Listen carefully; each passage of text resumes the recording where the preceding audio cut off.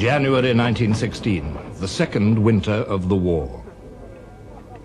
On the Western Front, the Germans were preparing a new offensive. Its code name was Gericht, judgment. An offensive needs supplies. This was just one of 10 new railway lines that the Germans were edging forward, sleeper by sleeper, rail by rail, scalpels cutting into the heart of France. A few miles away to the west, 10 miles behind the French line, lay their objective, Verdun. Verdun was the great fortress whose name had for centuries not ceased to haunt Germanic imaginations. It was the great advanced citadel of France, the principal bastion of her eastern frontier, whose fall, resounding throughout Europe, would efface forever the victories of the Marne and the Isère. And in 1914, before the Battle of the Marne, it had stood like a rock against German assault. Had it fallen, Paris, even the war, might have been lost. It was the hinge and pivot of the whole Allied line, jutting like a huge elbow into the German positions. On the map, Verdun's defenses looked formidable. Between the town and the front line, 10 miles to the north, were a ring of forts, some 20 large and 40 small ones. Strongest of them all, cornerstone of the whole system, was Douaumont. Forts like these had been built to be impregnable. In fact, Verdun was one of the weakest points in the whole Allied line. In the previous summer, French General Headquarters had begun to strip the forts of their guns. By now, January 1916, over 200 guns had been removed from the forts for mobile use elsewhere, together with a vast amount of ammunition. There is no evidence that the Germans knew how weak the forts were. Their decision to attack Verdun was taken for quite different reasons, and it was taken by one man, Generalleutnant Erich von Falkenhayn, chief of the German General Staff. In December 1915, he had written to the Kaiser, "The strain in France has about reached breaking point. A mass breakthrough, which is in any case beyond our means, is unnecessary. Within our reach, there are objectives, for the attention of which the French General Staff would be compelled to throw in every man they have. If they do so, the forces of France will bleed to death." Falkenhayn's directive to the staff of the German Fifth Army spoke only of an offensive in the direction of Verdun. There was no mention of capturing the city. But the Crown Prince William, the Kaiser's eldest son, who commanded the Fifth Army, had other ideas. The objective is to capture the fortress of Verdun by precipitate methods. It was this discrepancy in interpretation which was to cost Germany dear. 140,000 men were assembling for the attack. Entire villages behind the lines were evacuated to make room for them. Most impressive of all were the guns that were to do the bleeding white.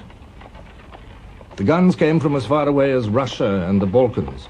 Siege mortars, naval guns, quick-firing guns, field guns, mine throwers, 1,200 guns in all.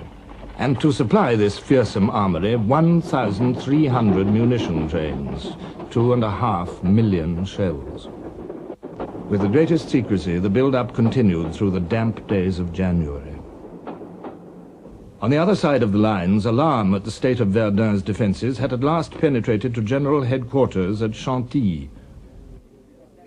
And the French Minister of War, General Gallieni, wrote to the Commander-in-Chief, "Reports have come to me indicating that in the Verdun region, the line of trenches appears not to have been completed.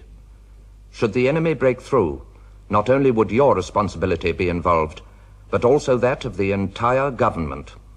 Joffre replied, "Nothing justifies the fears which you express in your dispatch." German planes patrolled the forward area in strength, waiting to pounce on any French reconnaissance planes. They had complete air superiority. They had assembled the greatest concentration of air power ever employed in war so far. 168 planes at Verdun, and a large number of observation balloons. Even Joffre became apprehensive. Our minister to Denmark telegraphed that a German offensive was being talked about. This was immediately confirmed by news from Switzerland of the concentration of 400,000 men in the region of Verdun. A regiment of engineers was immediately sent to Verdun to strengthen the defenses on the east bank. Time was running out. German deserters were crossing the lines in ever-increasing numbers with stories that all leave had been cancelled, that something terrible was about to happen. Men, and still more men, marching towards Verdun. They were old hands, these men. Old hands of 25 or 30, many already wounded in action, toughened by 2 years of war.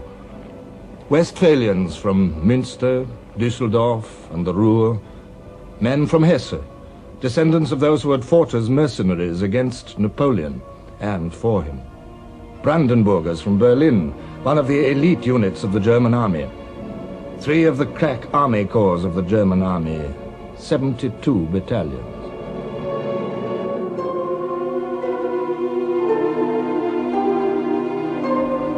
Their wait was a fearful one. On February the 11th, the day before the attack, Verdun's treacherous climate came to the aid of the French. The attack was postponed. It gave the French a little time to improve their defenses, to settle in 2 new divisions that had just arrived. These men, like the Germans, were veterans, young men grown old before their time. Poilus, the French public called them, the hairy ones. It was a nickname they disliked. Few of them fought any longer for such noble aims as the recovery of Alsace and Lorraine. They fought for the remaining land of France. And so they waited. 34 battalions of them, 30,000 men. Ill-prepared, outnumbered by over 2 to 1, and by much more in guns. The hour is near. In our wood, the front trenches will be taken in the first minutes. My poor battalion, spared until now. The dawn, February the 21st. 20 miles behind the German lines, a Krupp's 15-inch naval gun raised its barrel from its camouflage netting.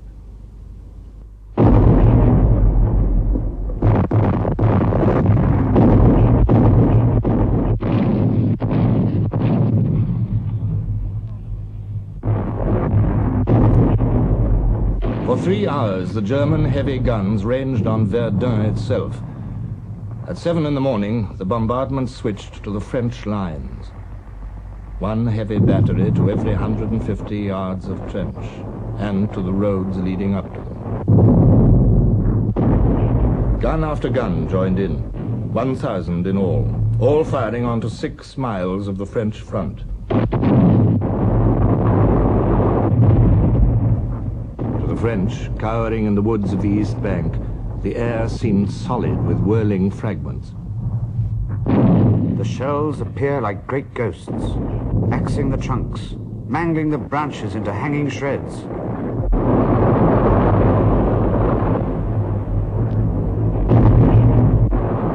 The crude iron of the shells shattered into huge ragged chunks that sometimes 2 men would be unable to lift.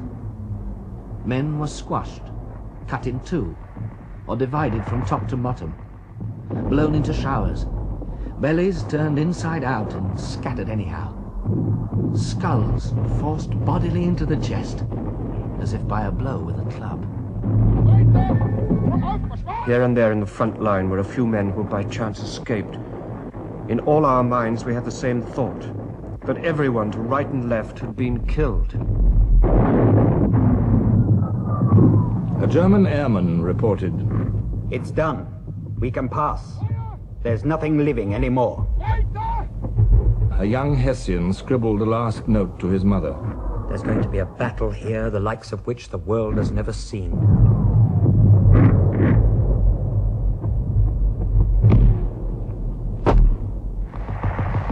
The Germans had 8 miles to go. Their fighting patrols slipped forward like a dentist's probe.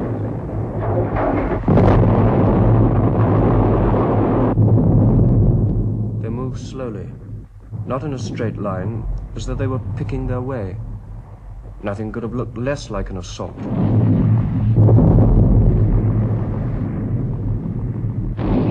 Some of the Germans had containers strapped to their backs. They seemed like laborers going to spray the vines.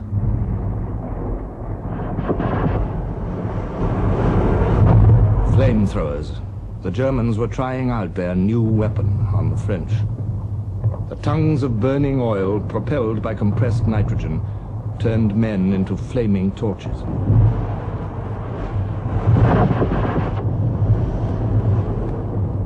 On the second day came the assault troops to exploit the gaps found by the fighting patrols.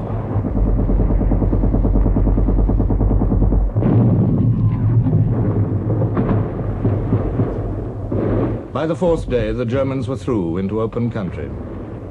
The whole of the second French line had crumbled in a matter of hours. For the first time on the Western Front since 1914, they scented a breakthrough.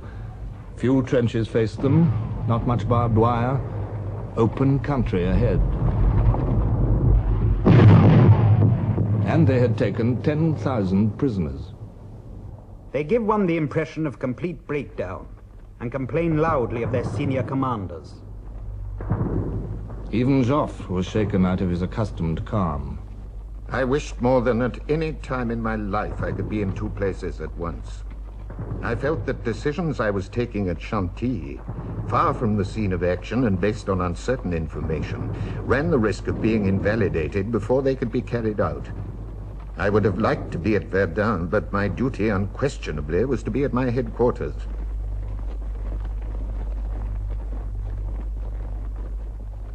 The Kaiser was certain that Verdun was about to fall. He came up to watch the kill through a well-protected periscope. Would the front hold? By nightfall on February the 25th, only the forts and a few brave men barred the Germans' way. Fort Douaumont, its tortoise hump, dominated the battlefield.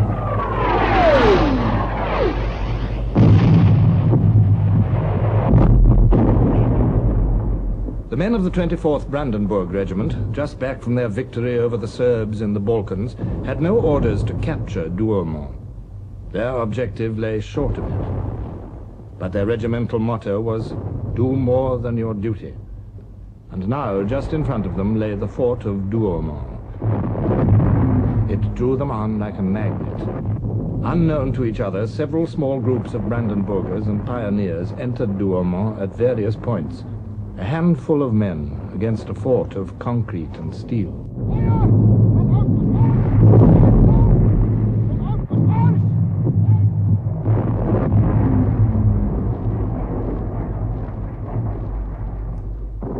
The Germans were astounded to find the fort was garrisoned by 56 elderly territorial gunners under the command of a sergeant major.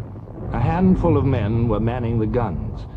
The rest were sheltering in the cellars from the German bombardment. They offered no resistance.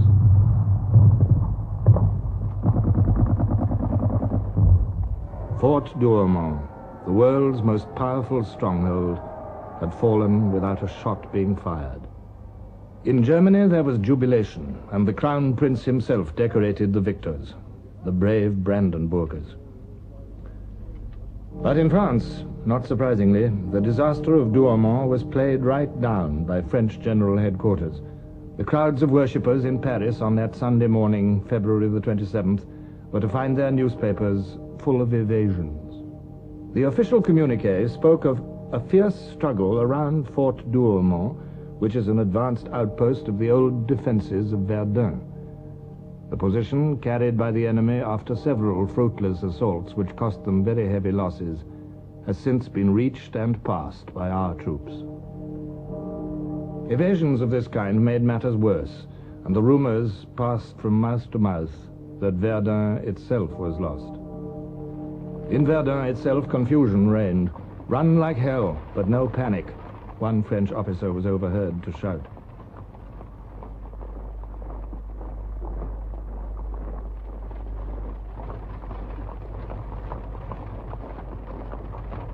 The Germans were only 5 miles away. There was one more ridge between them and the city. Could Verdun be held? De Castelnau thought it could be, and to carry out his will, he had persuaded Joffre to appoint General Pétain as commander of the Verdun army. Pétain, the peasant from northern France, had begun the war as a colonel due for retirement. Now, 18 months later, he was an army commander. French soldiers had heard the stories told of Pétain. They knew that he cared for his troops. They knew that he was frugal with men's lives. As the desperately needed reinforcements moved up, the word went round, Pétain is in charge. All will be well.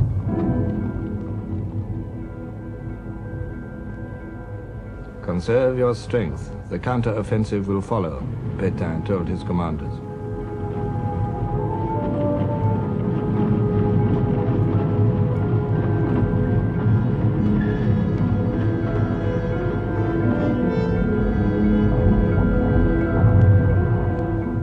But only the most precarious of lifelines now connected Verdun to the rest of France.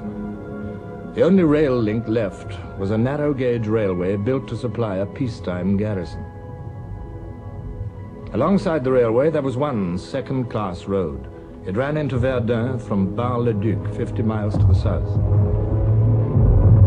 The road was only 20 feet wide, just wide enough for 2 vehicles to pass.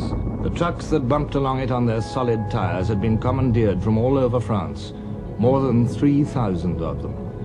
It was like some gigantic serpent which never stopped and never ended, said one American observer. By a miracle of organization, the road was kept open.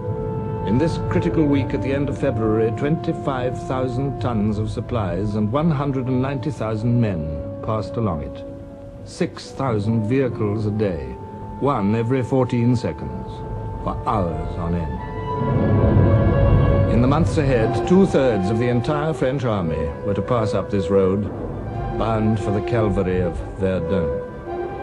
A French writer named the road La Voie Sacrée, the sacred way.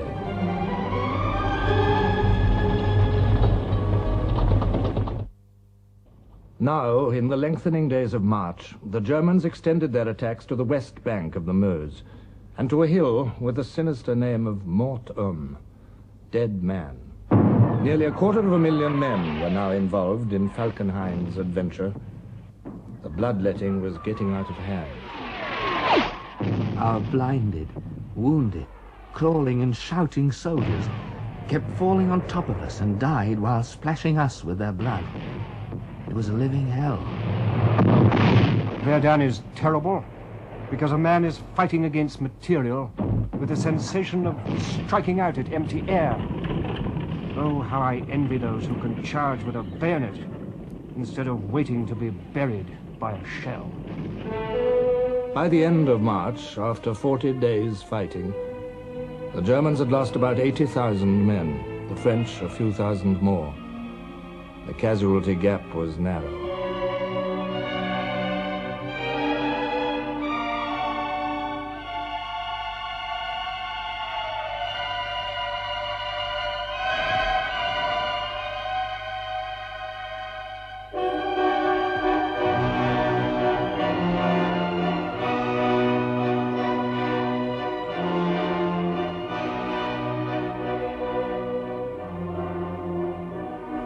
Villages had disappeared.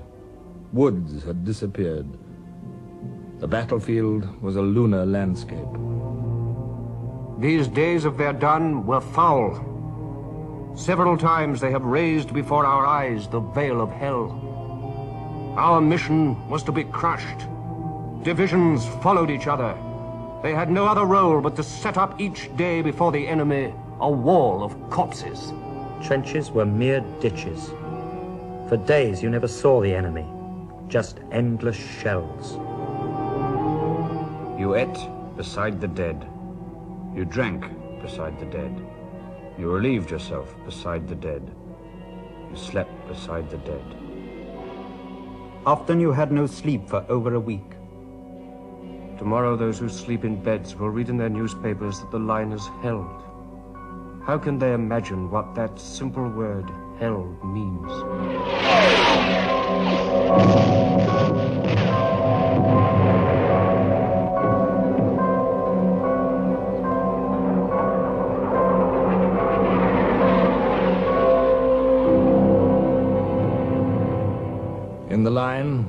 often went for days without food, for the ration parties were frequently killed on the 6-mile slog through the mud to the front positions. Even out of the line, the rations weren't much to write home about. Stringy and greasy tinned beef, known as monkey, salted cod and rubbery macaroni. Indeed, only a few months before, the sardonic humor of the French soldier had been roused by a propaganda leaflet circulated by headquarters. Our soldiers, it claimed, have always enjoyed 2 meals a day. They are much better fed than the Germans. The soldiers had disagreed. 200,000 of them had written to protest. But at least the rations were free, and so was the wine ration, Pinard, the rough red wine beloved by the French soldier.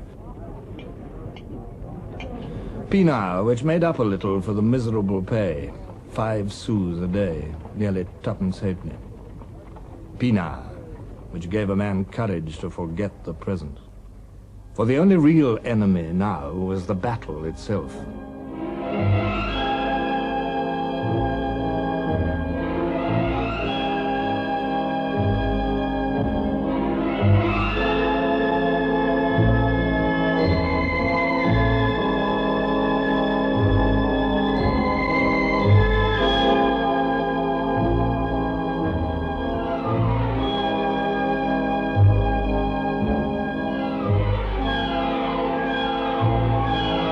And the horror of that battle tarnished the face of every soldier at Verdun, Frenchman and German alike.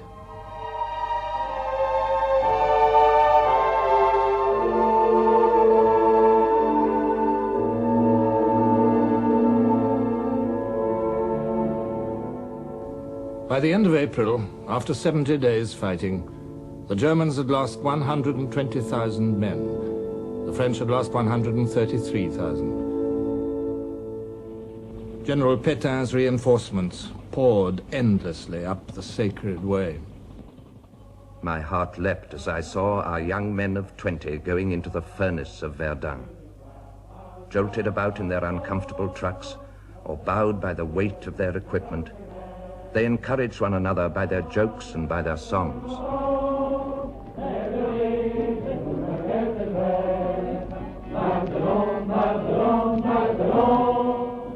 But when they came out of the battle, what a pitiful sight they were. Their expressions seemed frozen by a vision of terror. They sagged beneath the weight of horrifying memories. It seemed as if these mute faces were crying something terrible. The unbelievable horror of their martyrdom.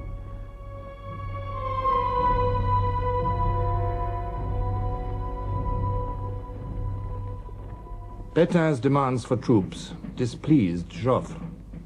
Had I yielded to all his demands for reinforcements, the whole French army would have been absorbed in the battle. He was well aware that I was trying to collect the largest possible number of divisions for the Somme offensive. So, in May, Pétain was succeeded by General Robert Nivelle, an out-and-out apostle of the offensive, a man of boundless ambition and self-confidence. Nivelle was told that he could expect no more fresh troops. No matter, he said, we have the formula. The formula included his right-hand man, the toughest general in the whole French army, Charles Mangin. Mangin's motto was, fight to the limit. The French had by now gained air superiority over the battlefield. Aerial tactics were becoming more and more sophisticated.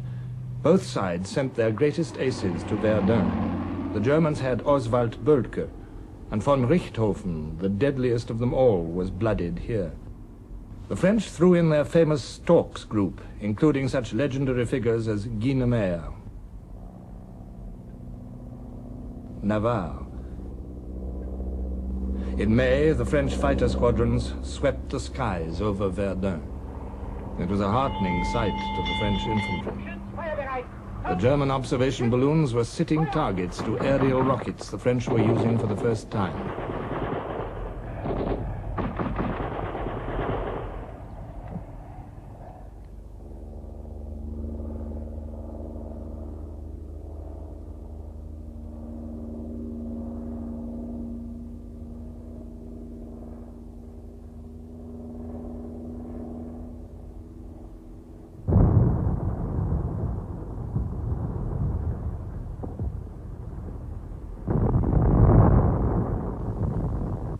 Now it was the French turn to attack.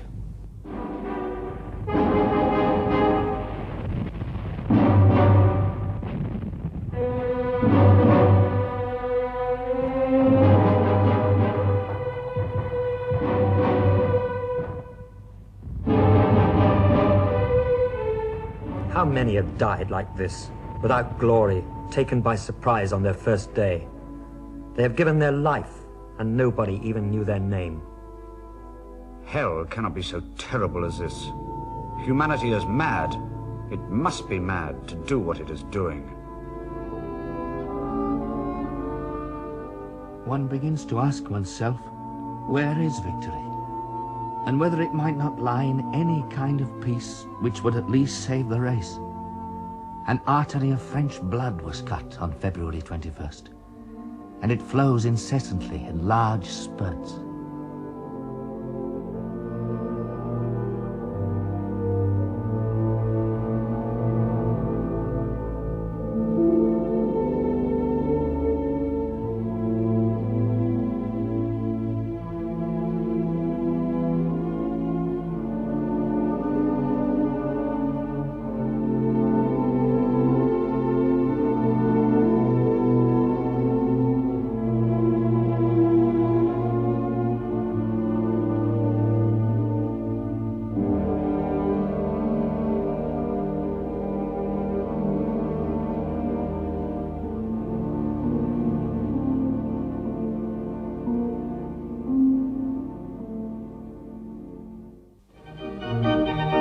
Paris, 150 miles from Verdun.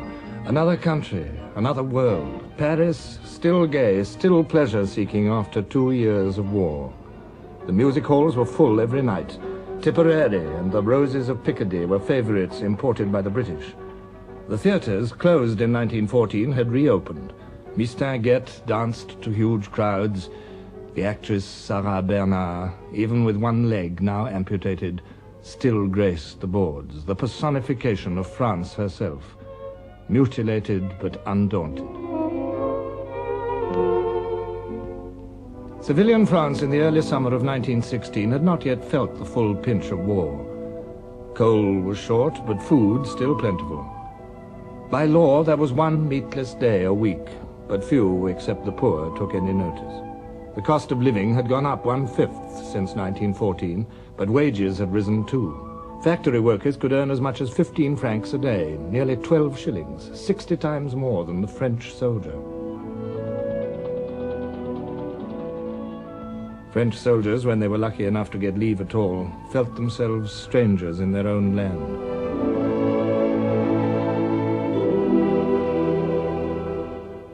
Life is good. One can understand these people resigning themselves to the war. It's consoling to know that if one perishes in the barbed wire, they will not be too much affected by the loss. Paris was full of embusqués, the shirkers, and the armchair warriors and the profiteers who had made a packet out of the war. I met a lot of them on my last leave, the fat, shining swine. They take their aperitifs and they read their papers. That's about the only way they have of knowing what's going on in the war. So many lies have been spread about us that I have many times seen the troops tear up the newspapers. Phrases like, "our gallant wounded," vivid armchair descriptions of the enthusiastic ardor of combat. Cant like this enraged the men who knew what it was like.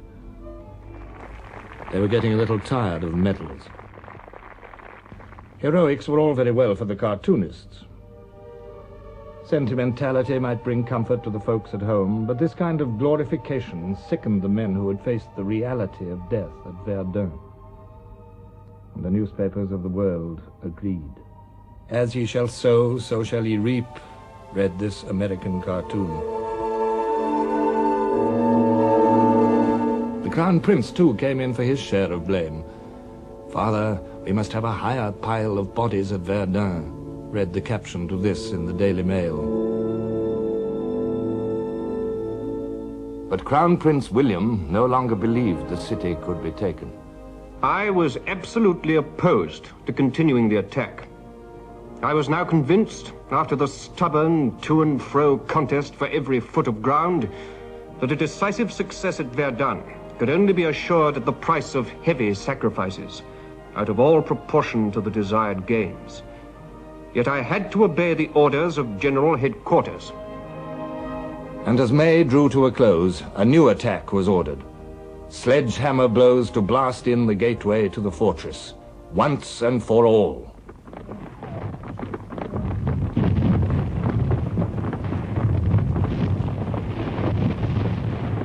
On June the 1st, a glorious summer day, the Germans attacked yet again.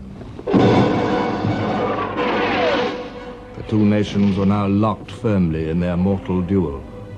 All Germanism had gone into the meticulous preparation, the formidable armament, the skillful planning, the sheer courage of the attack.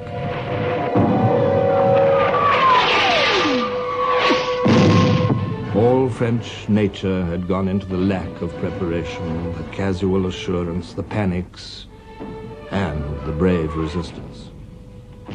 To Lloyd George, the British Minister of Munitions, Verdun seemed one of the most gigantic, tenacious, grim, futile, and bloody fights ever waged in the history of the war.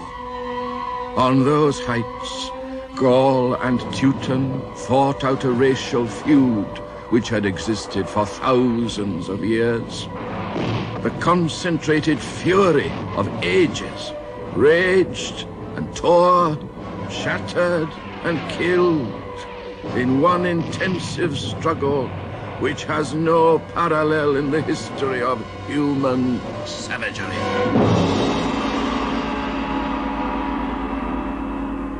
The battle was no longer an episode that spent itself in blood and fire.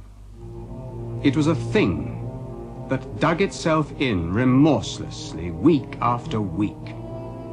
They breathed in the smell of a tormented world. A smell like that of a planet in the process of being reduced to ashes. Most of them had given up all hope of surviving.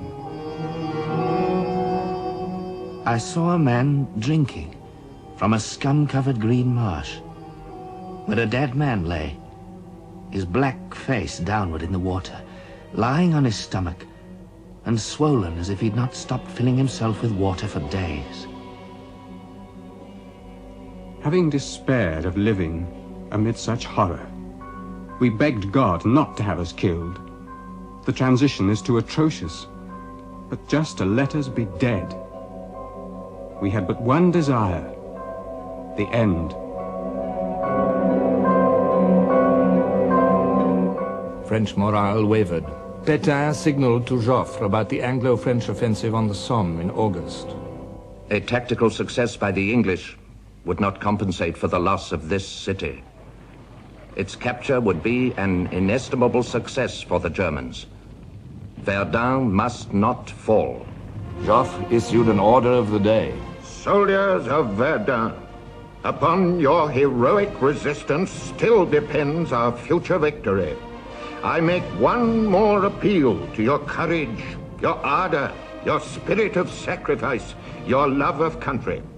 Hold fast and strive with all your might to shatter the last desperate efforts of an enemy now at bay.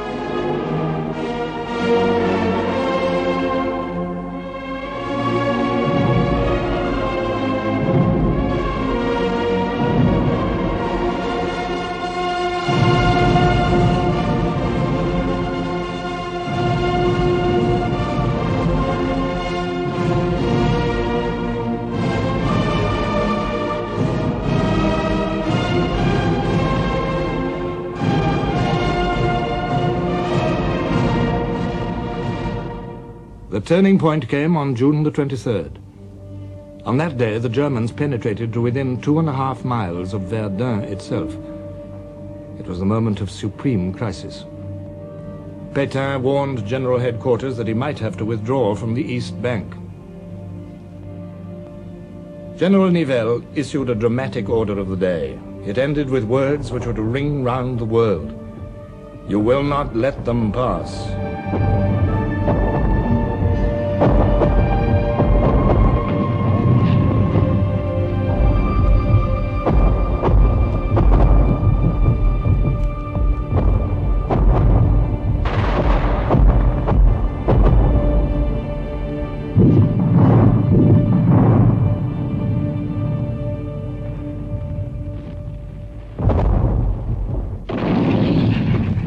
Germans did not pass.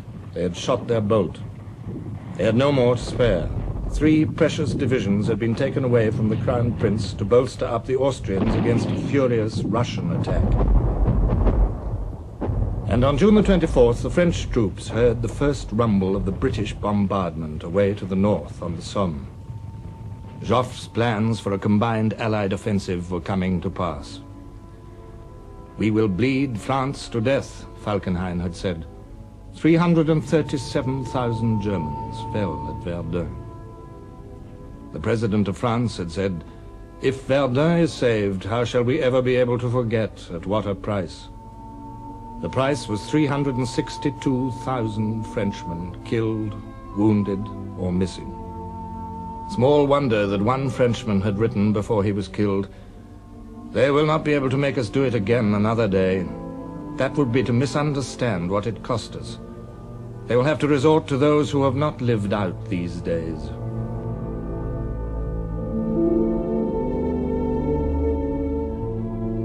Among these motionless bodies, 2 things moving. One crawls crying towards the ditch, a man with his legs shattered, the sole survivor. And in the other direction, a small barrel of wine rolls slowly down the road, stopping against a dead body.